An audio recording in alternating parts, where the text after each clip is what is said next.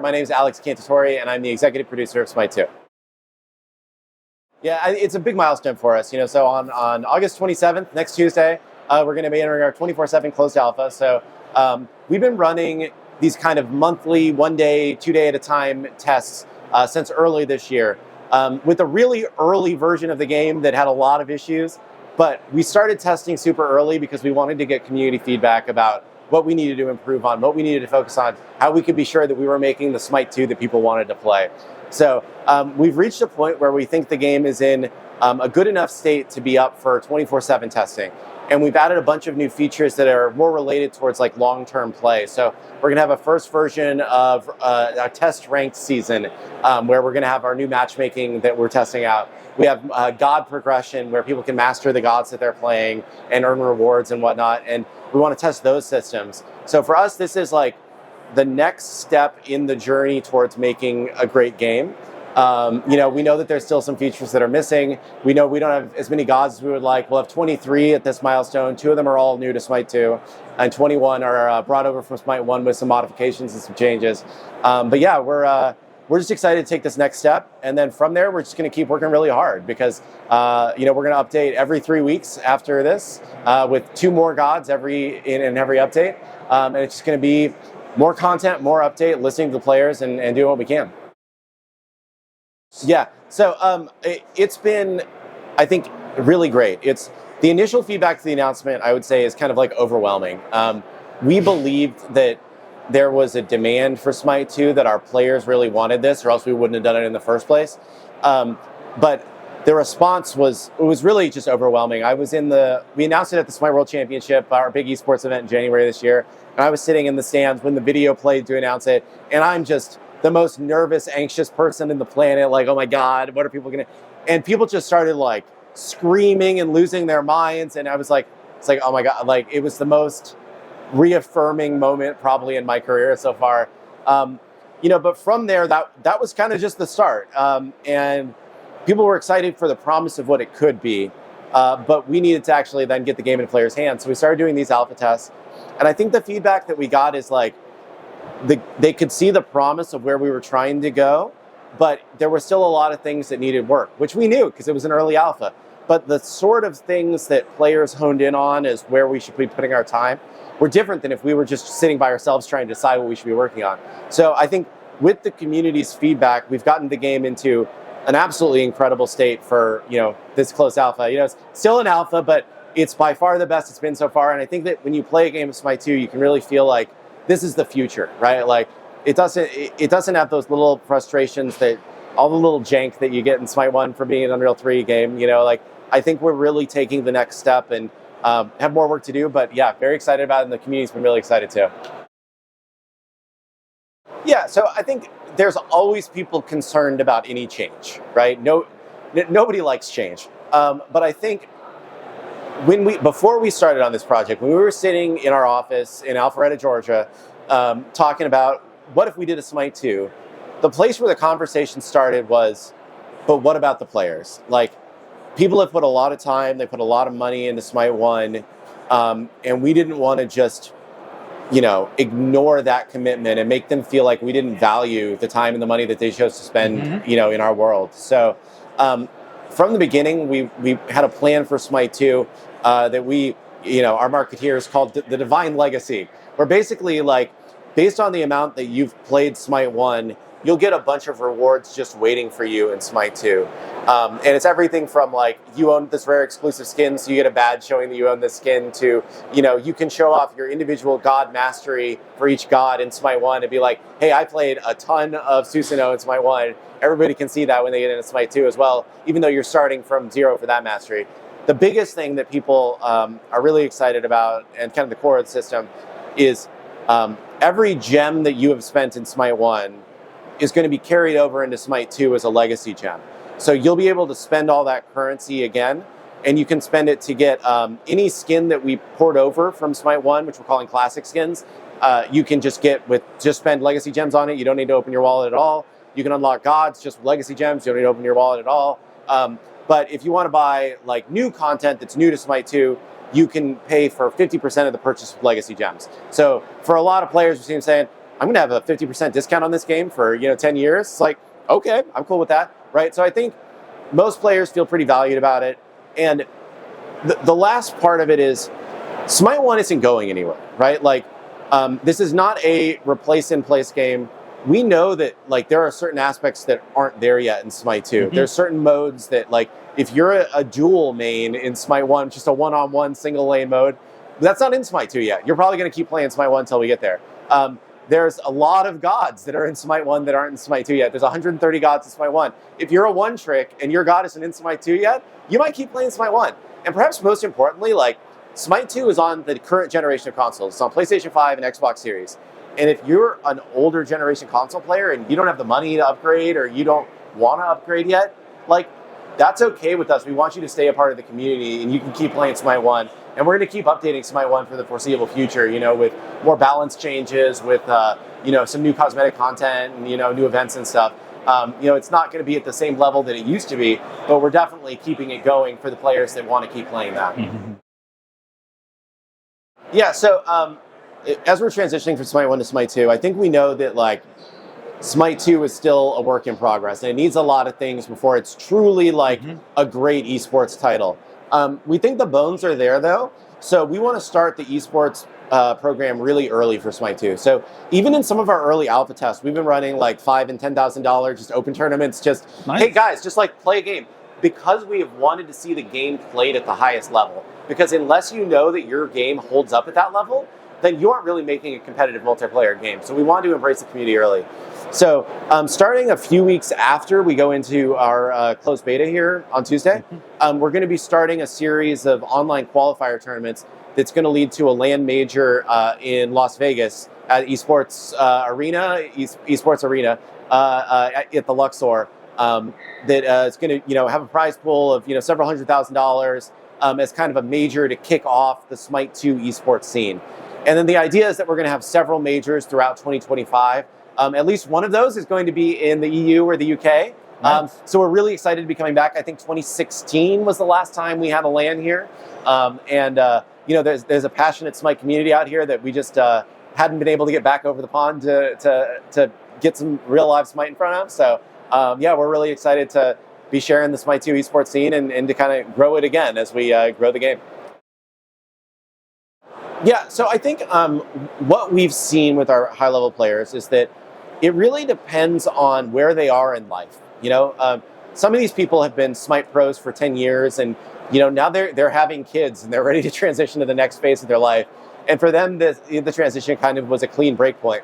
And for other pros, I have them in my DMs every day being like, hey, when do qualifiers start? Hey, what can I do? Like, what do I need to know? Like, what's the rule set going to be? Like, and they're stoked. Like, there's one guy who's, his name's Solo or Troll, and everybody calls him SOT in the community, SOT.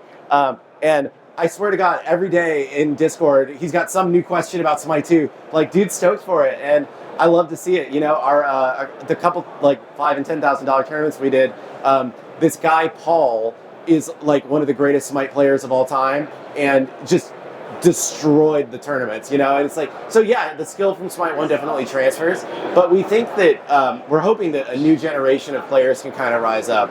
And one of the reasons why is the Smite 1 esports scene ended up being kind of very insular because we were running the Smite Pro League in our studio in Alpharetta, Georgia with 8 teams of 5 players each. So unless you were willing to uproot your life and live in Georgia, you really couldn't be the highest level of Smite Pro.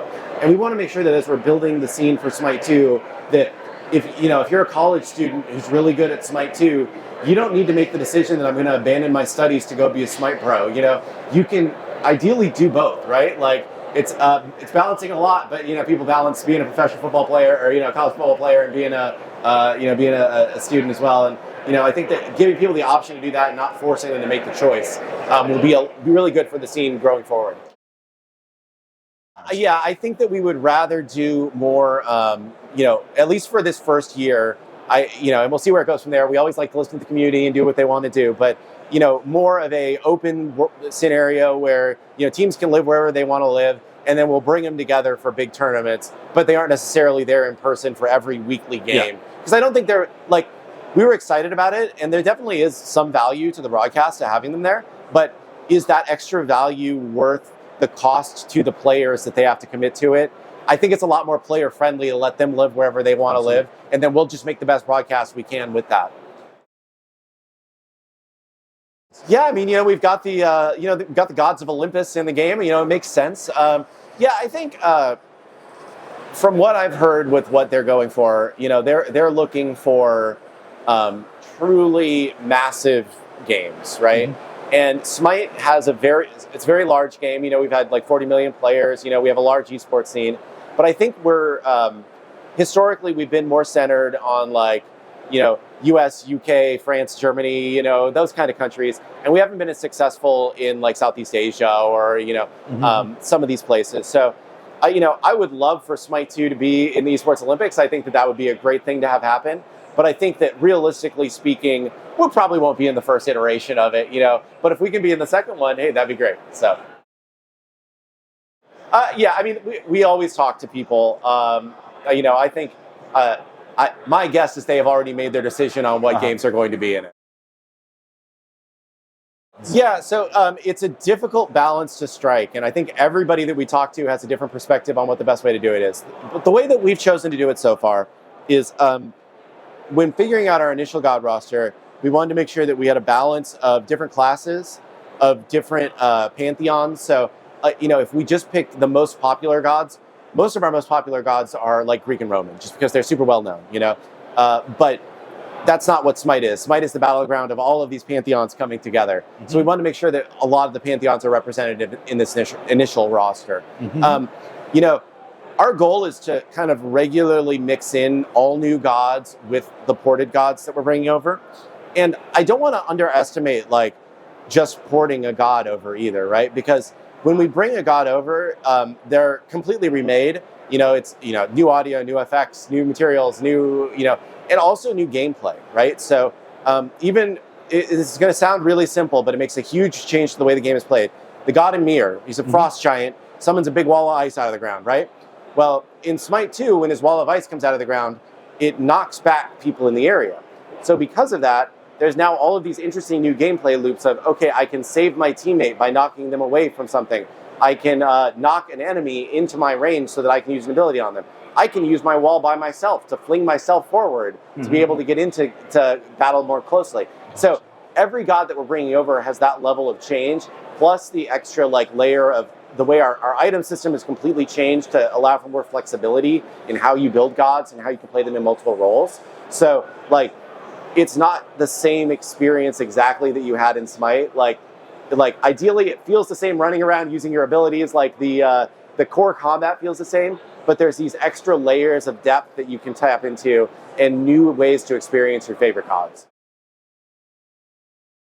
So, I think the religion that we touch on that's most actively worshipped nowadays is we do have Hindu gods in the game. And when Smite first started, I think they were just kind of picking cool pantheons, and they were like, these are amazing, visually appealing, interesting characters that we would love to have in our game. But more recently, whenever we touch on a Hindu god, we make sure that we're doing it very respectfully. We bring in a Hindu consultant to make sure that we're accurately representing the god. If we're doing a Roman god, we take a lot more liberties with that character than if we're doing a Hindu god. And we understand that we need to be respectful of the culture. The lead designer, our most recent Hindu god was Shiva, and the lead designer on that god is actually a Hindu adherent himself. And so he was able to put his own culture into it and make sure that the character does the things that you would expect the character to do. So it's a different challenge than turning a character that people don't know a lot about, where we have a lot of leeway for, versus something that truly is respected and worshipped. And the real winning praise for us, when we shipped Shiva and Ganesh, our two most recent Hindu gods, we got a lot of feedback from the community.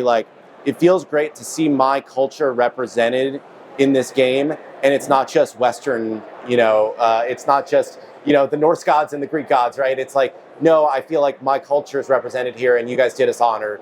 And that's what we're going for, especially with the currently actively worshipped ones. Man, I think for us, the big thing is like, you know, if you don't know a lot about Smite, you know, there's a lot of different games out there that are vying for your time. For us, the thing that makes Smite truly special, right, is it's got this depth of strategy that you can really only get in like a MOBA for a multiplayer game, but it's got the action combat of a third-person action game, right? And this interesting blend of like, I can, you know, have to aim all my shots. I have to do, you know, skill shots with my abilities. I can dodge, you know, a projectile that's flying by me, but at the same time, I need to be playing the map macro right. I need to build the right items. I need to do all these things to win. Like, it's such a rewarding, unique gameplay experience that I feel like you really can't get anywhere else. So, you know, if you're watching this and you know you like more actiony games, but you're looking for a little bit more strategy there, and you're looking for something that really rewards the time that you put into the game, give Smite 2 a try and let us know what you think. And if you have any feedback, you know, post it on our Discord, you know, answer our survey. We read everything and we do take it into account, and we want to make sure that we're making a game that our players love. So yeah, hopefully anybody watching this gives the game a try and likes what they see.